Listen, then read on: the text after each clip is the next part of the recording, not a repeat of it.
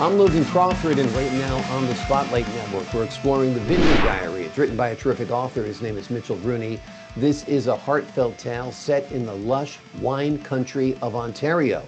This coming-of-age story follows Miles, a young man navigating friendship, romance, and the vices of youth, all while grappling with the uncertainties of his future. This is a wonderful book. You won't want to miss it. And we'd like to thank you for watching today. You can support this author by subscribing to our channel and by purchasing his book. And we'd like to thank the team at Atticus Publishing for helping us put him in the spotlight today. Mitchell, thank you so much for joining me here today on Spotlight. Thanks to you and your team for tracking me down. Happy to do this. Thanks for the kind words. Happy to have you on the show. This is a great book.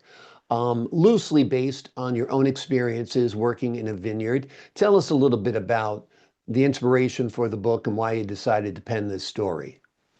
Sure, yeah. So about a year ago, I had a friend pass. And I hadn't seen him in some time, and he was a really good friend of mine for a handful of years there when we were working together at the vineyard. And I was living across the country at the time. I hadn't seen him in years, and all of our messages on text and everything were next time, next time. But of course, we didn't get it next time, right? But I don't know. I didn't really have anybody to talk to when I was living out west, and I didn't really know kind of how to process it. So I just started writing what I would have said at his funeral. That turned into writing a bunch of different stories about him. And then all of a sudden, I had this momentum, and then I had kind of the raw materials for a coming of age story. So decided to turn it into a fictional story. Miles is loosely based on your friend who passed away.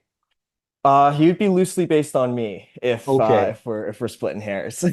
Okay. Yeah. Sounds good. Sounds good. Have you envisioned this as a film? So many coming of age stories make great movies. Have you thought about that? Yeah, sure. You offering? You got a studio in mind that You can save fund me a it? role. That's for Yeah. sure. Maybe Yeah, I I can play mean, your dad or something, you know? yeah, But sure, man. I mean, yeah, obviously, if Hollywood wants to pick it up, by all means. But I'm kind of uncomfortable with the attention that it's received already. So I don't know how much I'd be willing to go to bat for it. okay, well, the work is out there now. You never know whose hands it's going to wind up in. Christopher Nolan or somebody might give you a ring and say, hey, this would be a great Yeah, movie. And I'm sure that would be a welcome phone call, that's for sure. So we'll see how that goes. But I think sure. it's got the material for a movie and a film, no doubt, as well. Talk to us a little bit about the setting, Ontario's wine country. It's something I don't know about. I'd imagine it's spectacular from how you describe it in your book. Yeah, I mean, again, right? Like it's a fictional book, so I turned up the volume in some areas to make it a little bit more interesting, move things around. But yeah, I essentially started working at a winery when I was 15, worked there till I was about 23. So that job between two different wineries with the same company put me through school. And it was a massive part of my life. I mean, some of my best friends that I still have to this day, I all met there. You lose touch as you stop working together, of course, right? But it's an instrumental part of my life and something I'm very, very grateful for. So, I mean, to date, I mean, there's got to be over 100 different wineries. The region's known for ice wine, which is kind of our national Sweet commodity, a dessert big line, right? export. Yeah, Yeah. exactly. So, yeah, the area is growing. There's a big area out west as well for Canada. So, yeah, I mean, it's something certainly unique to where I grew up. Yeah. Summer 2015. That must bring back memories, both good and bad in some ways. I mean, we're all going through our struggles when we're coming of age, as you said. Why did you decide to choose that summer as the backdrop for your story? Sure, yeah. So I mean, it's the summer when the friend of mine that passed, we were the closest probably. It's about a decade away. So as far as like storytelling goes, you can still use relatively modern storytelling techniques, right? So like phones are still a thing, social media is still a thing, but it's certainly not at the degree that it is now. But I kind of chose it as the backdrop, kind of half-heartedly. Didn't think too much about it. It was a time in my life, late teens, early 20s. So you can kind of play with that dynamic there of identity crisis, leaving school, entering a new work environment. And there was kind of a lot to play with, but I didn't think too much about it, if I'm being honest. That's funny. Um, give us rather an overview of the story. Sure. So I mean, it's been about a year since I wrote it, and I haven't really looked at it since, so I'll give it my best shot. But Sure. essentially, it takes place over the course of the summer. Kid turns legal drinking age. All of a sudden, all these different vices are available to him, and he's really, really struggling with the idea of becoming an adult, and not wanting to leave that kind of adolescent stage and being happy where he is, but kind of forced and confronted with the idea of what's next for him and that uncertainty. So, and then all of that is kind of covered and shaded in kind of the different things that we all go through at that age, I suppose. But it's told over the course of a summer. There are lessons you hope readers take away from Miles' journey? I don't know if I'm in a position at all to tell anybody what lessons they should receive. I'm certainly not someone that offers unsolicited advice, but I mean it's something that I'm sure a lot of people can connect to. I mean, coming of age is universal, right? I mean, we all go through it in our own unique way, and as you said, it is a popular genre, so I mean, it's certainly not something hard to connect with, for Yeah, sure. I mean, as far as lessons goes, I mean, stay in school. exactly.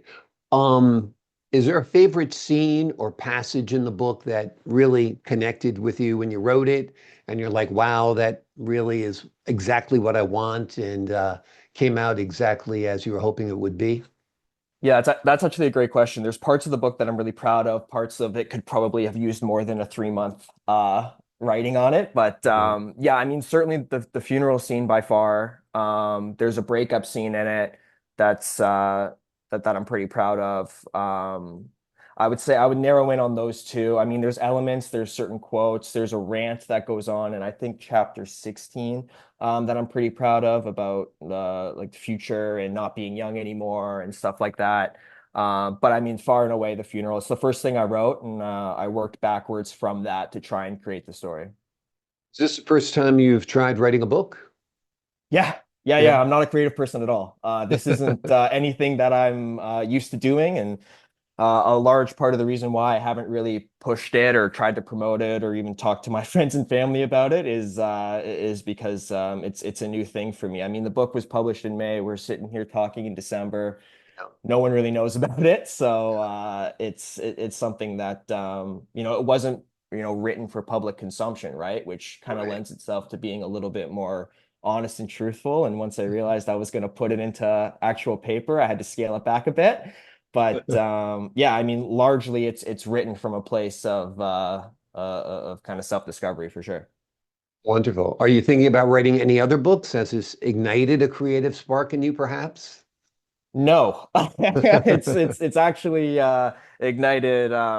You know, I mean, obviously, I would love to. I did like the process of doing it, but it's the hardest part about all of this has been actually when the book is published, and then people trying to convince you to get out and promote it, talk about it, be proud of it, and then having to kind of fight that insecurity and self-doubt. So, I mean, as far as thinking about another project, like. I like the idea of writing. It's kind of therapeutic in that sense, but I don't know if I would be pursuing this again anytime soon, unless inspiration strikes, I guess. But Right. yeah, Your or if work there's a right movie now, deal that you talked about. exactly. Yeah, Then you can retire. You don't have to do anything. exactly. Your work now is in business and law. Tell us a little bit about what you do. So not in law. I Mhm. ditched that. I did a postgrad in law and my undergrad in business, and I was pursuing law. I was all set to go to law school at the beginning of the pandemic. Mhm. But of course, once that struck, I got terrified of debt and decided I didn't want to pursue that as Mhm. a career. So then pivoted into sales, something that I was comfortable with and had, family members in as well. So I kind of had an idea of what it would be like. And yeah, I found my way through insurance, fintech, finance, and now in software sales. Hey, wonderful. And also book writing, because you're an author as well, which is wonderful. Right. Even if you That's don't what want they to be, tell you me. are one now.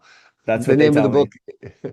the name of the book is The Vineyard Diary by Mitchell Rooney. It is a heartfelt tale set in the lush wine country of Ontario.